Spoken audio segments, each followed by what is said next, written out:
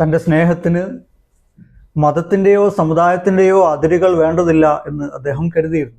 മാനവിക സ്നേഹത്തെക്കുറിച്ച് സംസാരിച്ചതിൻ്റെ പേരിൽ കള്ളുകുടിയൻ എന്ന് വിളിക്കപ്പെടുന്ന അദ്ദേഹം വളരെ വേദനയോടുകൂടിയാണ് എതിരേറ്റത്. അദ്ദേഹം വളരെ രസകരമായാണ് അതിന് മറുപടി എഴുതുന്നത്. ഹൃദയത്തെ ഹൃദയമല്ലാതാക്കി കളയുന്ന, മറ്റൊന്നാക്കി കളയുന്ന ഒരു ലഹരിയിലും എനിക്ക് താല്പര്യമില്ല.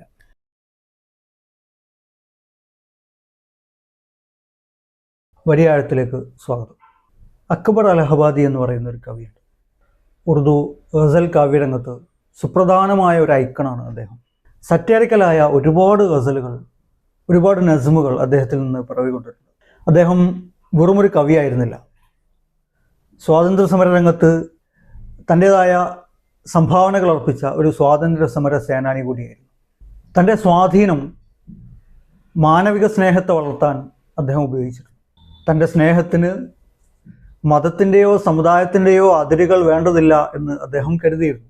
സ്വാഭാവികമായും അത്തരത്തിലുള്ള ആശയങ്ങളോട് അന്നത്തെ പൗരോഹിത്യം വളരെ മോശമായാണ് പ്രതികരിച്ചത്.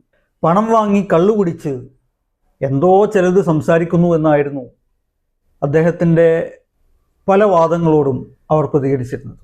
മാനവിക സ്നേഹത്തെക്കുറിച്ച് സംസാരിച്ചതിൻ്റെ പേരിൽ കള്ളുകുടിയൻ എന്ന് വിളിക്കപ്പെടുന്ന അദ്ദേഹം വളരെ വേദനയോടുകൂടിയാണ് എതിരേറ്റത്.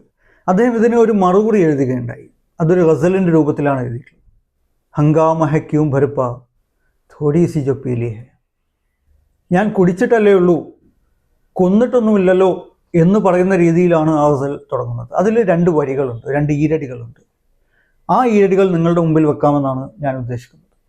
നാ തജ്റുബകാരി സേ वाइज की ये बातें हैं, इस रंग को क्या जाने, इस रंग को क्या जाने, पूछो तो कभी पी है,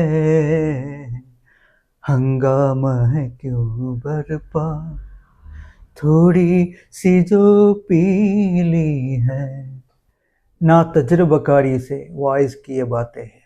കുടിക്കാത്തത് കൊണ്ടാണ് യഥാർത്ഥത്തിൽ ഉപദേശികൾ ഇത് പറഞ്ഞുകൊണ്ടിരിക്കുന്നത്. വളരെ കയ്പേറിയ ഒരു സംഗതിയാണ് അത്ര മദ്യം.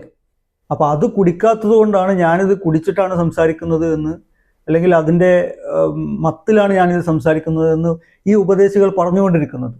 ഇസ് രംഗ് കോ ക്യാ ജാനെ, അവർക്ക് ഈ രുചിയെക്കുറിച്ച് എന്താണ് അറിയുക. പൂച്ചോ തോ കഭി പീ ഹെ, അവരോടൊന്ന് ചോദിച്ചു നോക്ക്, നിങ്ങളിത് മുമ്പ് കുടിച്ചിട്ടുണ്ടോ എന്ന്. അദ്ദേഹം വളരെ രസകരമായാണ് അതിന് മറുപടി എഴുതുന്നത്. എന്നിട്ട് യഥാർത്ഥത്തിൽ അദ്ദേഹത്തെ മോഹിപ്പിക്കുന്ന, അദ്ദേഹത്തെ ലഹരിയിലാഴ്ത്തുന്നത് എന്താണ് എന്ന് അദ്ദേഹം പറഞ്ഞു വെക്കുന്നുണ്ട്. ഉസ്മേ സേ നഹീ മത്ലബ് ദിൽ ജിസ്സെ ഹു ബേഗാനാ, ഉസ്മേ സേ നഹീ മത്ലബ് ദിൽ ജിസ്സെ ഹു ബേഗാനാ, मकसूद है उसमें से, मकसूद है उसमें से, दिल ही जो खिंचती है, हंगामा है क्यों बरपा थोड़ी सी जो पीली है, उसमें से नहीं मतलब दिल जिससे हो बेगाना. എന്നെ ഞാനല്ലാതാക്കി കളയുന്ന, ഹൃദയത്തെ ഹൃദയമല്ലാതാക്കി കളയുന്ന, മറ്റൊന്നാക്കി കളയുന്ന ഒരു ലഹരിയിലും എനിക്ക് താല്പര്യമില്ല. മക്സൂദ് ഹെ ഉസ്മേസെ, പക്ഷെ എനിക്ക് താല്പര്യമുള്ള ഒന്നുണ്ട്. അതെന്താ? ദിൽഹി മേ ജോ കിഞ്ചിത്തി ഹെ, അത് ഹൃദയത്തിലൂറുന്ന മധുവാണ്. ഹൃദയത്തിലൂറുന്ന മധു എന്ന് പറയുന്നത് സ്നേഹമാണ്. ആ സ്നേഹത്തിലാണ് എനിക്ക് താല്പര്യം. അല്ലാതെ നിങ്ങൾ പറയുന്ന ഒരു മനുഷ്യനല്ലാതാക്കി കളയുന്ന, ഒരാളെ സ്വന്തത്തെ നഷ്ടമാക്കി കളയുന്ന, എന്നെ മറ്റൊന്നാക്കി മാറ്റുന്ന ഒരു മധുവിലും എനിക്ക് താല്പര്യമില്ല. പകരം ഞാൻ മാനവിക സ്നേഹത്തിലാണ്, മനുഷ്യരെ സ്നേഹിക്കുന്നതിലാണ് വിശ്വസിക്കുന്നത്. അതാണ് എനിക്ക് ലഹരി നൽകുന്നത് എന്നാണ് അക്ബർ അലഹബാദി പറഞ്ഞു വെക്കുന്നത്.